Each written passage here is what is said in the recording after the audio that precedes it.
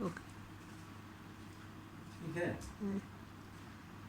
हाँ बच्चों, कल हम प्रश्नावली 9.1 में ये जो सर्व समीका है ए वर्ग धन 2ab धन b वर्ग बराबर a धन b और दूसरे कोष्टक में फिर a धन b, अर्थात ये जो दो व्यंजक दिया हुआ है जिसका प्रथम पद और इसका प्रथम पद, दो व्यंजक में दो पदी व्यंजक है, दो ठो, एक ये है और एक ये है, दोनों का प्रथम पद समान है, द्वितीय पद समान है। इन दोनों व्यंजकों का गुणन फल पढ़े थे कल, इन दोनों को गुणन फल करना था तो इतना आया था। आज इसके ठीक उल्टा हमारे पास गुणन फल है, उसका गुणन खंड ज्ञात करना है। गुणन खंड मतलब वो दो खंडों में बटा रहेगा। जैसे यहाँ पर ये सूत्र सर्व समीका में देखिए, ए वर्ग धन 2ab धन b वर्ग बराबर एक कोष्टक में धन b, दूसरे कोष्टक में धन b। इसी प्रकार यहाँ ऋण लग गया, ए वर्ग ऋण 2ab धन b वर्ग बराबर एक कोष्टक में ऋण b, एक कोष्टक में ऋण b। ये इसका दोनों व्यंजकों का समान प्रथम पद समान है। तो इसी से संबंधित हम एक प्रश्न बनाते हैं। चलिए, बहुत ही सरल है, कल जब समझ गए थे तो उसके लिए कोई दिक्कत नहीं है। इसका देखिए 4a वर्ग धन 2ab, यहाँ पर 20ab है, धन 25y और y का घात है, इसको मैं b का घात 2 लिख देता हूँ आप लोगों के लिए सरल है, b का घात 2। अब जो यहाँ पर खाली a का वर्ग है, जबकि यहाँ पर हम जो चीज़ भी रखेंगे वो पूरे का वर्ग रहना चाहिए। इस जगह में पूरे का वर्ग, इसको ऐसे कर देता हूँ। चलिए, पूरे का वर्ग धन 2 का 2 लिखिए और इस जगह पे a और b का मान लिखना है धन, यहाँ पर पूरे का वर्ग क्या, तो इसको ये किसका वर्ग है, शुरू वाला और अंतिम वाला जान गया तो आपका प्रश्न हल हो गया 1 मिनट। ये शुरू को जानना है किसका वर्ग है और ये पूरा किसके वर्ग है, इसको पूरे के वर्ग में बदलना है। तो यहाँ a का वर्ग है तो किस चीज़ का वर्ग लिखूँ, माने a का मान क्या होगा ये जानना है आपको। a बराबर क्या होगा और b बराबर क्या होगा ये निकालना है।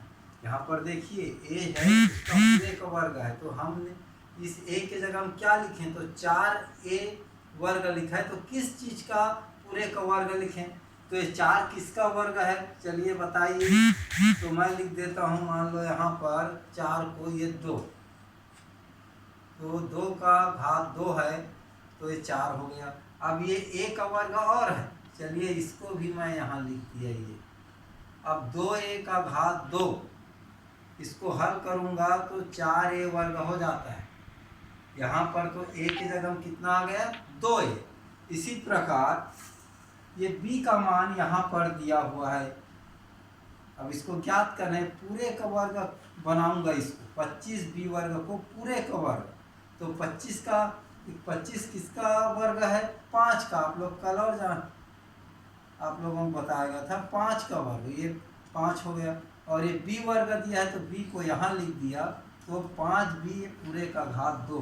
तो a के मान में कितना निकला यहाँ पर, a की जगह इससे और इसको तुलना कीजिए, a बराबर यहाँ 2a है और b के जगह में क्या आ गया, इस b के जगह में 5b। ये आपने a और b का मान निकाल लिया तो आपका गणित हल हो गया। यहाँ पर सूत्र में 2 है तो 2 लिखो, a के जगह में कितना लिखना है, यहाँ a है, कोष्टक में 2a लिख दीजिए, 2a आया है। तो b है तो b के जगह में कितना लिखना है, 5b आया है ये। अब इस चीज को इससे तुलना कीजिए, जब इतने के बराबर इतना तो इतने के बराबर कितना होगा सर्व समीका से, इस सर्व समीका से इसको लीजिए, ये भी a वर्ग धन 2ab धन b वर्ग, तो जब इतने के बराबर ये होता है तो एक कोष्टक में आप लोग भी रख दीजिए a धन b, माने a कितना आया है 2a धन b का मान 5b, और दूसरे कोष्टक में फिर लिख दीजिए, यहाँ पर a का मान है 2a धन 5, ये आपका गुणनखंड निकल गए। तो आपको ये जो चीज़ दिया हुआ है ये किसका घात 2 है इसको जान गए, और यहाँ पर इस चीज़ को किसका घात 2 है ये बस जान गए तो उत्तर आपका निकल गया। ये बीच का यदि 20 ए भी लिख दिए तो सीधा एक कोष्टक में 2a धन 5b, दूसरे कोष्टक में फिर 2a धन 5b भी। कमज़ोर बच्चे लोग ऐसा भी लिख देते हैं सीधा, इसको नहीं तोड़ पाते, सीधा यहाँ पर 20 ए भी लिख दिए और ये और दोनों ज्ञात करना है और b का मान। तो इसका उत्तर, इसका ये प्रथम पद और ये अंतिम पद, ये जो ज्ञात किए वही इसका उत्तर है। ए का मान क्या होगा और बी का मान। एक प्रश्न चलिए और फिर आप लोग बिल्कुल समझ जाओगे। मैं दूसरा प्रश्न और लिख देता हूँ, ये प्रश्न की जगह कोई भी आपके बुक में प्रश्नावली 9.2 में दिया है, यहाँ पर 9x वर्ग धन 6x धन 1, ये वाला पद और ये वाला पद, ये कौन से चीज का पूरे का घात 2 है। तो 9 का वर्गमूल निकालना है, शुरू प्रश्नावली में पढ़े थे आपके अध्याय पहला में। 9 का वर्गमूल क्या आएगा तो 3, या 9 किसका वर्ग है तो 3 का वर्ग है 3, और इसको भी ये x का घात 2, x को अंदर कर दो। अब ये इसका मान भी इतना ही आएगा 3 या 9 और x वर्ग, तो x का घात 2 है, यहाँ भी x का घात 2 हो गया, और 9 की जगह हमने 3 को ब्रैकेट के अंदर लिख दिया। चलिए यहाँ पर सूत्र में 2 तो है तो 2 लिख दो। चलो मैं इसको छोड़ देता हूँ, अभी यहाँ क्या है, ए और बी और है धन बी वर्ग यहाँ पर 1 है, तो ये किसका वर्ग है 1, तो 1 का वर्ग है ये। अब देखिए ए का मान कितना आया 3x, इसमें ए दिया है तो यहाँ 3x लिख दो। बी का मान कितना है यहाँ देखिए इसके जगह में 1 है ये।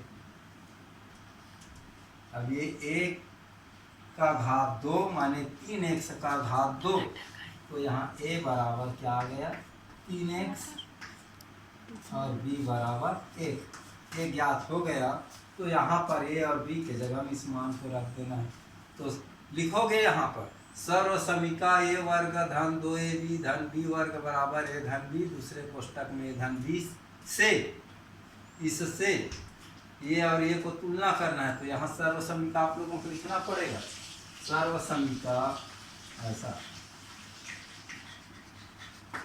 a वर्ग धन 2ab धन b वर्ग बराबर a धन b, यहाँ लिखोगे इसको, इसलिए इतने के बराबर क्या हो जाएगा, इसके बराबर a धन b, a के जगह में 3x और b की जगह में दूसरे कोष्टक में फिर 3x धन b।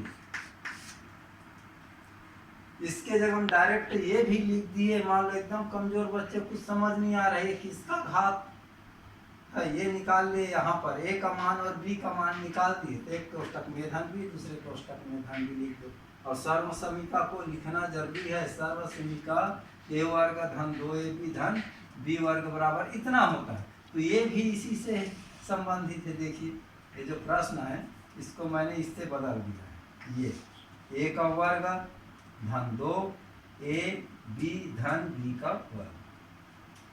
तो ठीक है बच्चों, अब आप लोगों को होमवर्क भी करके आना है, तो मैं एक प्रश्न दे देता हूँ, अभी जो समझाया हूँ वैसी प्रश्न पहला एक आपको घर से बना के लाना ही है। चलिए आपके पास बुक है, बुक का प्रश्न डी 1 धन